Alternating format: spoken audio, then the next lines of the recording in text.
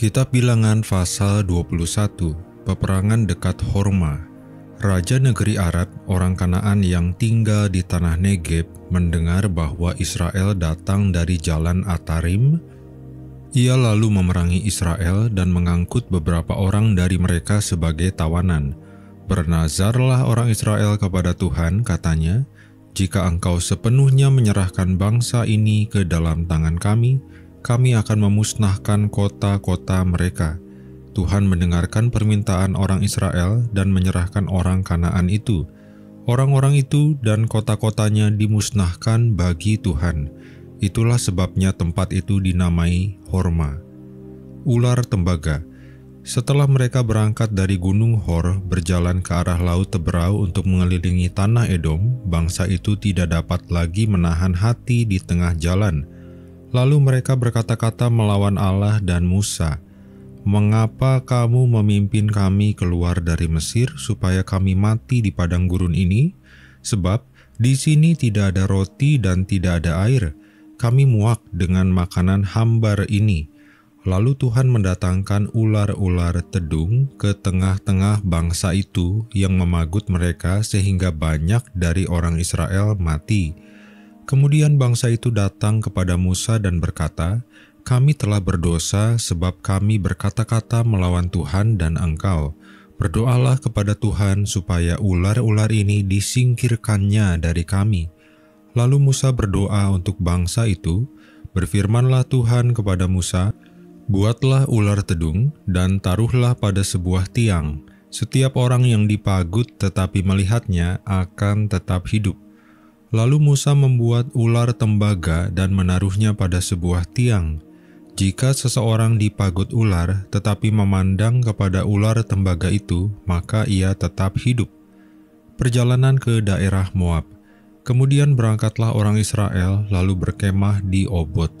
Dari Obot mereka berangkat dan berkemah di Iye Abarim, di padang gurun di sebelah timur Moab. Dari situ mereka berangkat dan berkemah di lembah Zered.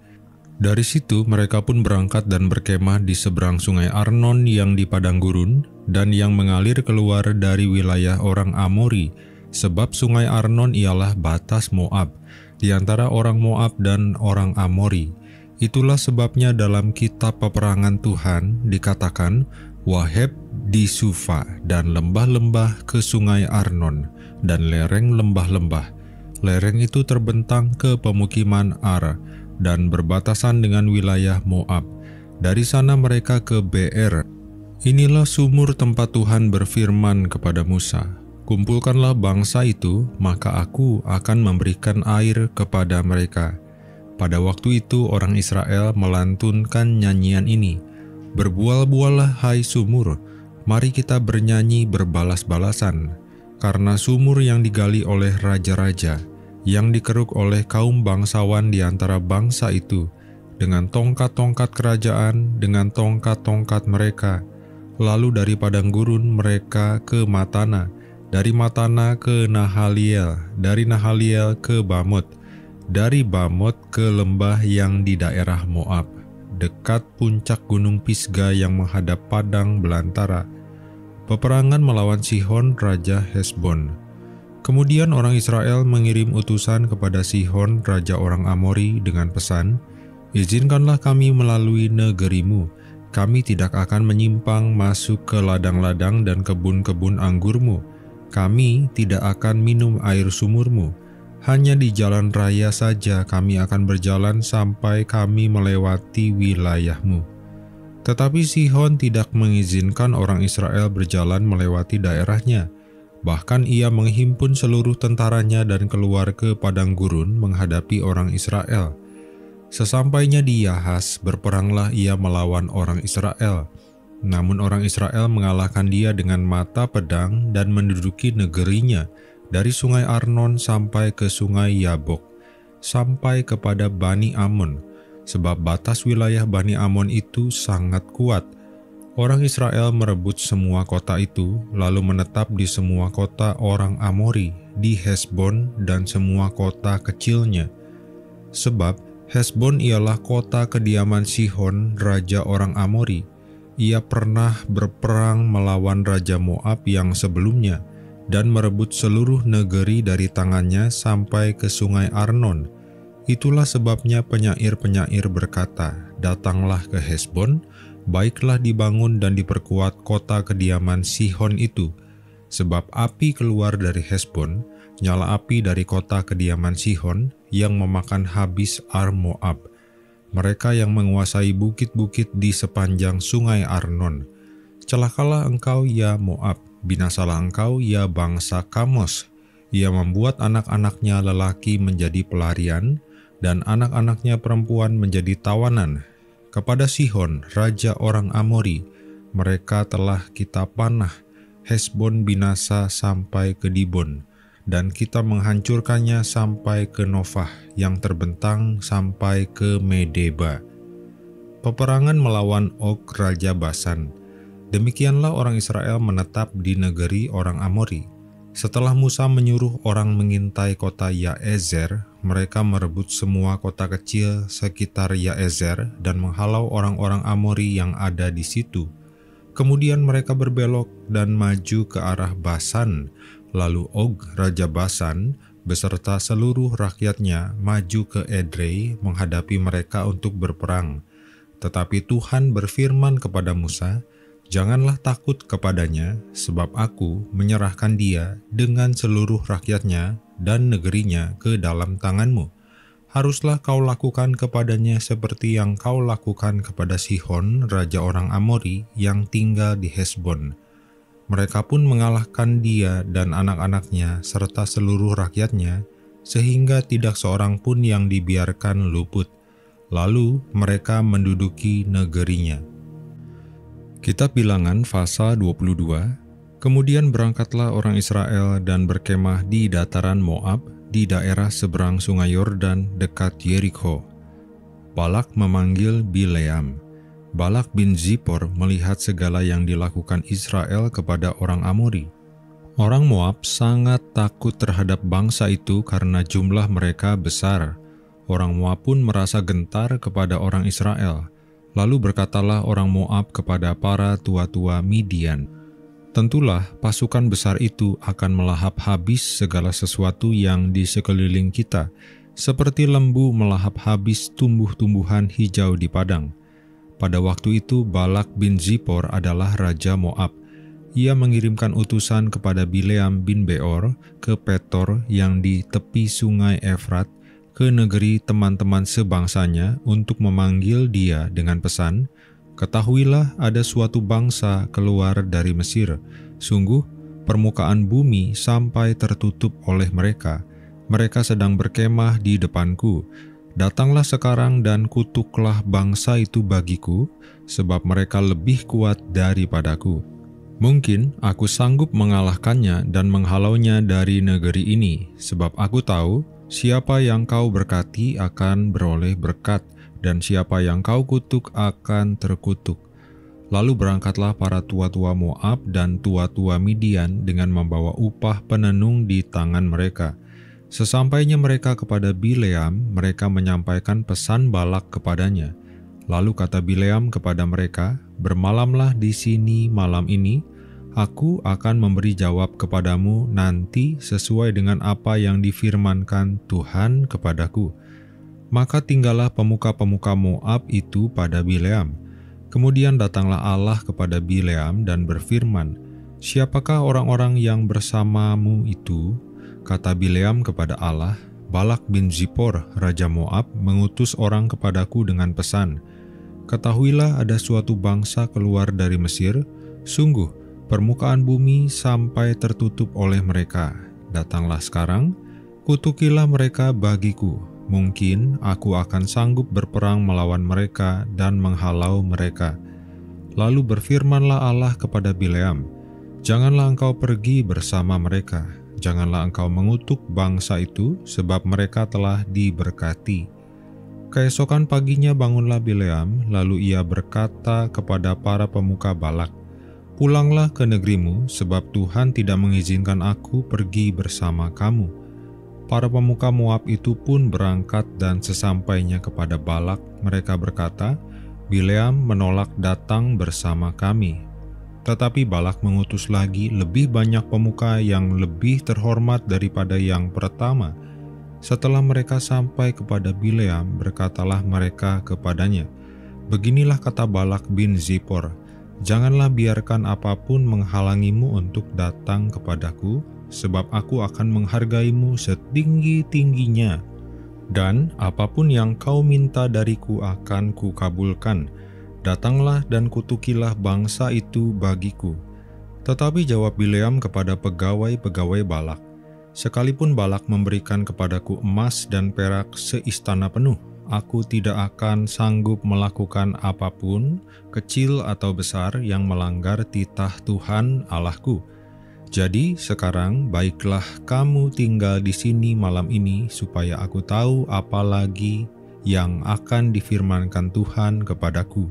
Pada waktu malam datanglah Allah kepada Bileam dan berfirman kepadanya, "Jikalau orang-orang itu sudah datang untuk memanggil engkau, bangunlah, pergilah bersama mereka, tetapi hanya apa yang akan kufirmankan kepadamu harus kau lakukan." Keledai Bileam dan malaikat Tuhan. Keesokan paginya bangunlah Bileam, lalu dipelanainya keledai betinanya dan pergi bersama para pemuka Moab. Tetapi ketika ia pergi, murka Allah pun menyala dan malaikat Tuhan berdiri di jalan sebagai lawannya. Bileam menunggang keledai betinanya dan 2 orang hambanya menyertai dia. Ketika melihat malaikat Tuhan berdiri di jalan dengan pedang terhunus di tangannya, menyimpanglah keledai itu dari jalan dan masuk ke padang. Bileam memukul keledai itu untuk membelokkannya kembali ke jalan. Lalu malaikat Tuhan berdiri pada jalan yang sempit di antara kebun-kebun anggur dengan tembok di kedua sisinya. Ketika keledai itu melihat malaikat Tuhan, ia mengimpitkan badannya ke tembok, sehingga kaki Bileam terimpit pada tembok. Lalu Bileam memukulnya lagi. Malaikat Tuhan berjalan terus dan berdiri pada suatu tempat yang sempit tanpa jalan untuk menyimpang ke kanan atau ke kiri. Melihat malaikat Tuhan, keledai itu meniarap, sementara Bileam masih di atasnya. Lalu bangkitlah amarah Bileam dan dipukulnya keledai itu dengan tongkat. Tuhan membuka mulut keledai itu sehingga ia berkata kepada Bileam, "Apakah yang kulakukan kepadamu sampai engkau memukul aku 3 kali?" Jawab Bileam kepada keledai itu, "Karena engkau mempermainkan aku. Seandainya ada pedang di tanganku, engkau sudah kubunuh sekarang." Tetapi keledai itu berkata kepada Bileam, "Bukankah aku ini keledaimu yang kau tunggangi selama hidupmu sampai sekarang? Pernahkah aku berbuat demikian kepadamu?" Jawabnya, "Tidak." Lalu Tuhan menyingkapkan mata Bileam. Ia melihat malaikat Tuhan dengan pedang terhunus di tangannya berdiri di jalan.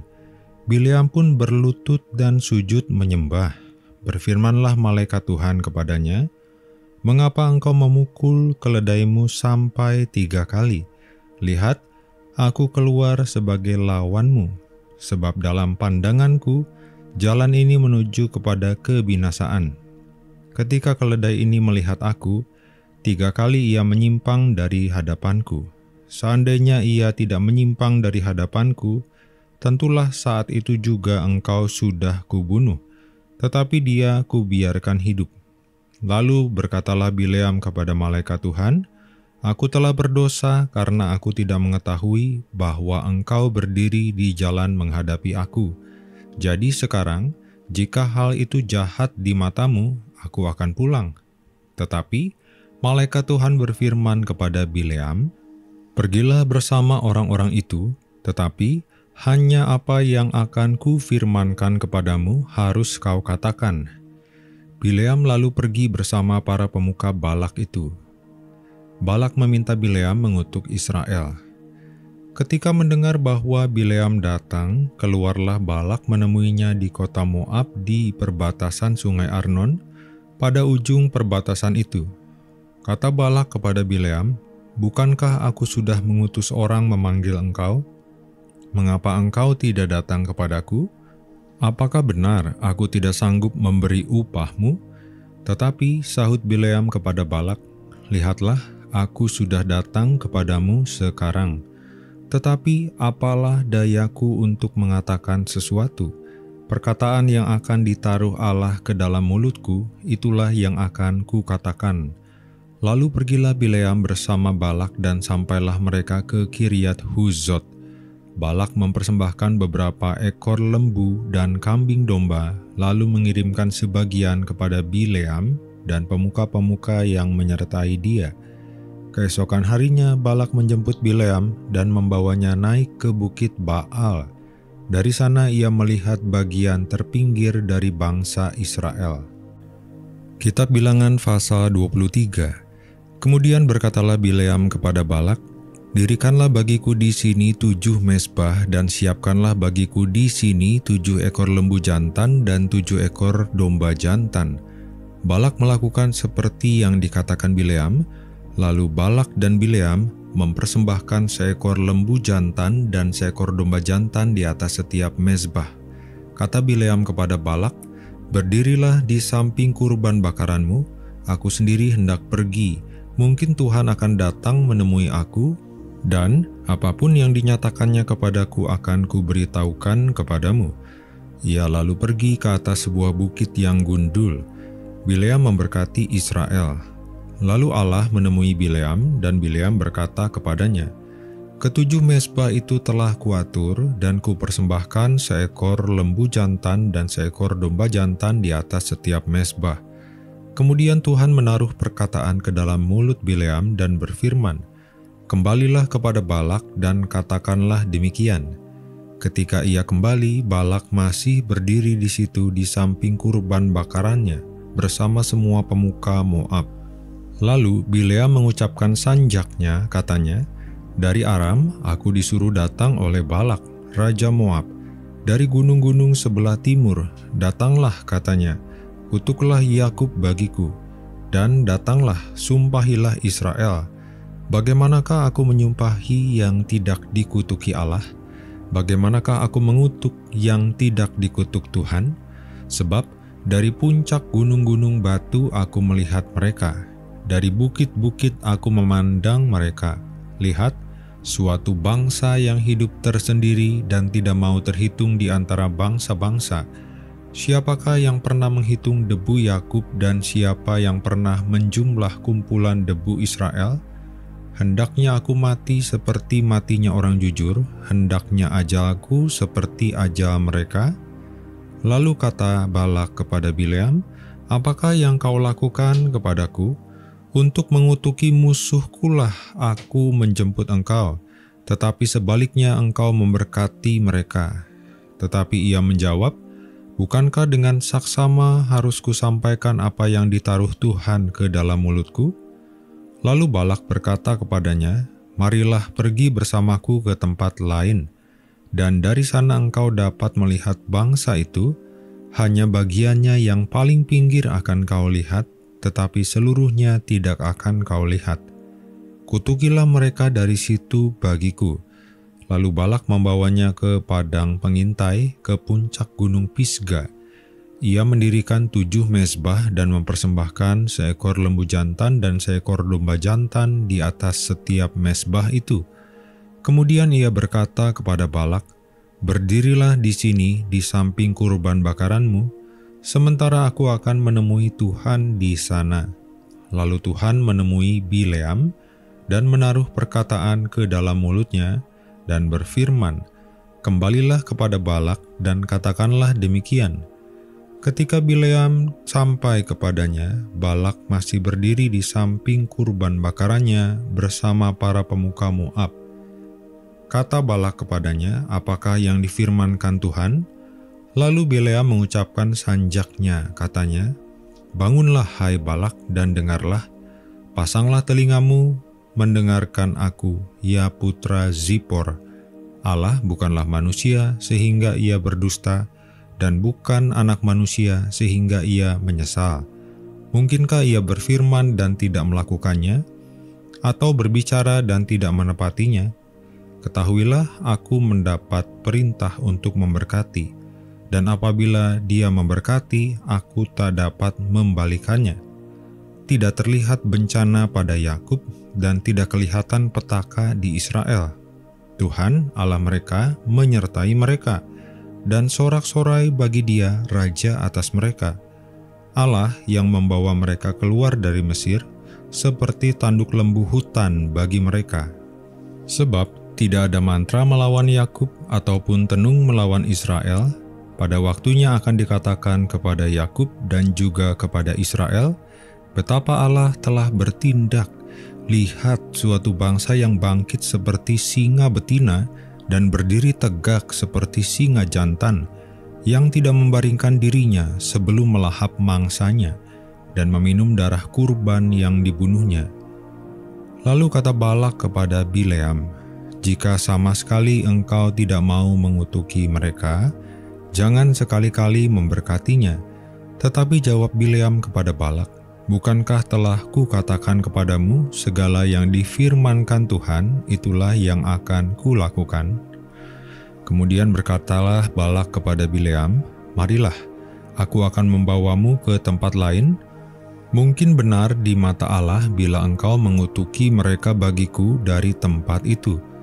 Lalu Balak membawa Bileam ke puncak gunung Peor yang menghadapi padang belantara.